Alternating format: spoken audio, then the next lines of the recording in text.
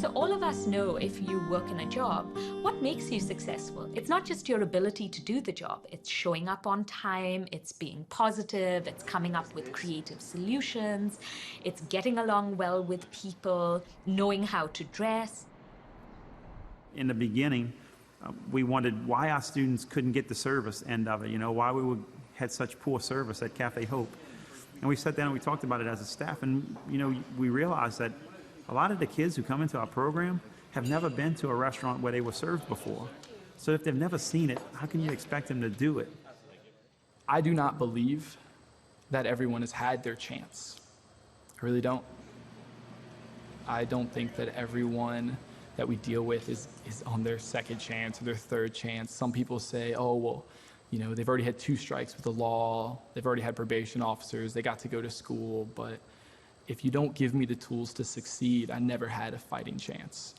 Part of what needs to happen for young people is that they need opportunities to see that they are smart, that they are able to achieve, that they are able to really earn awards, and they are able to be the people that they want to be.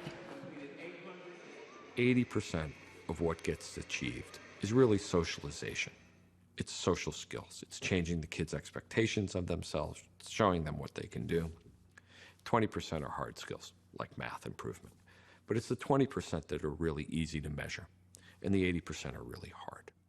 I think everyone needs a champion. They need somebody that they believe will be there for them. They need that human connection. And I've found that when we don't build that human connection, they're not likely to keep coming back. I just knew I needed to change my life around. I couldn't keep getting in trouble. It's like joining a new family that will be there no matter what. I'm going to treat them as if they're adults and they're equal to me. And together, we build respect for each other. Teaching them the carpentry and the life skills is the easy part.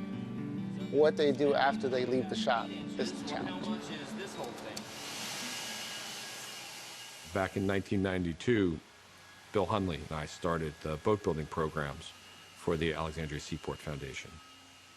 What we wanted to do was to provide access to the water for the community through building and using boats. And I was thinking more that we'd be teaching boat building classes for adults, who wanted to do it as a hobby. Bill said, we've got to work with the kids. We did a summer youth employment program. And at the end of the summer, the boat was done, the program was done, but boy, the kids weren't done. And so we went and got funding and started a year-round apprenticeship program. I dropped out when I was 16, but I got my GED. After that, I just started working. And then I stopped working, and then I was getting in trouble. I started getting into the street life. I ended up getting locked up for 6 months, and then I came to this program. They come through and apply, and we screen them individually based on their needs. We have an assessment test. Then after that, they have a 5-week trial period where they get paid a $100 stipend a week.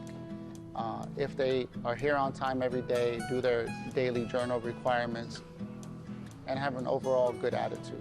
Really, the goal is to have them work with the mentors, which are the volunteers.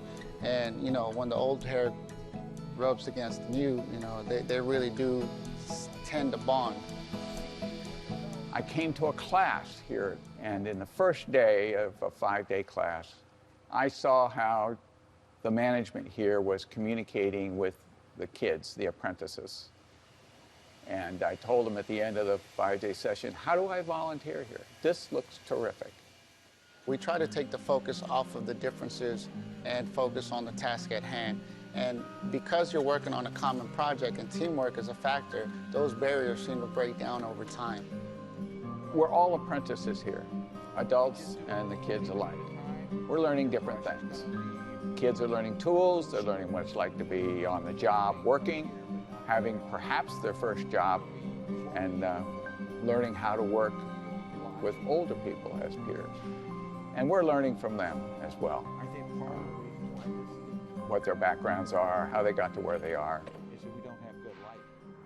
It's great because you can talk about topics that you normally wouldn't. I mean, touchy subjects, politics.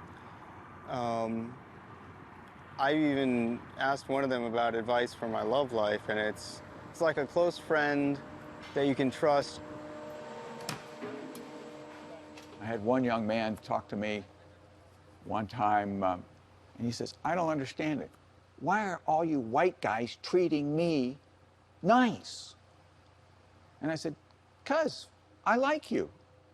You have skills, you have abilities, and we're working together to accomplish this feat. Why wouldn't I be nice to you? He had never been in an environment where people were treating him as an equal.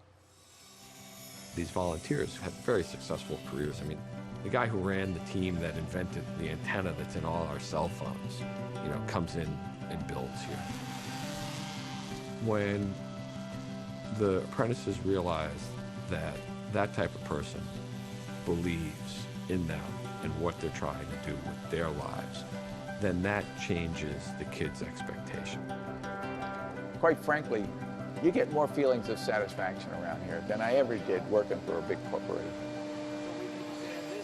What we need to do is we need to know an imaginary line here. When we started the Apprentice program, we designed the program to be in the context of a job.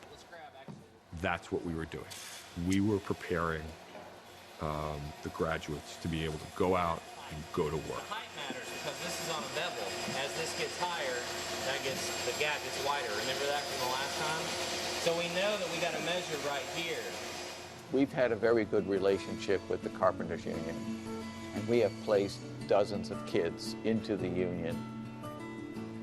When they have jobs and they're adding apprentices, they're taking our apprentices. They know the math, they know the construction math, they know the hand tools, the hand power tools. That gives them a step up. It's not just how to become an employee or just a carpenter. They teach you how to become a leader. They teach you how to set your finance situation. They teach you how to represent yourself in meetings. They teach you how to go for an interview. They teach you how to dress for an interview. They teach you how to look for an interview. I mean, I don't think they miss anything when it comes to this kind of field. I don't think they miss a dot. I have a job that's coming up building decks. So I've been doing research on it, looking up videos. I've been getting into it, and I think it's pretty cool because I want to learn how to build stuff. And maybe in the future, I could build my family a house. What I always say is we trust them. They learn to trust us, and then they learn to trust themselves. And once they learn to trust themselves, essentially our work is done.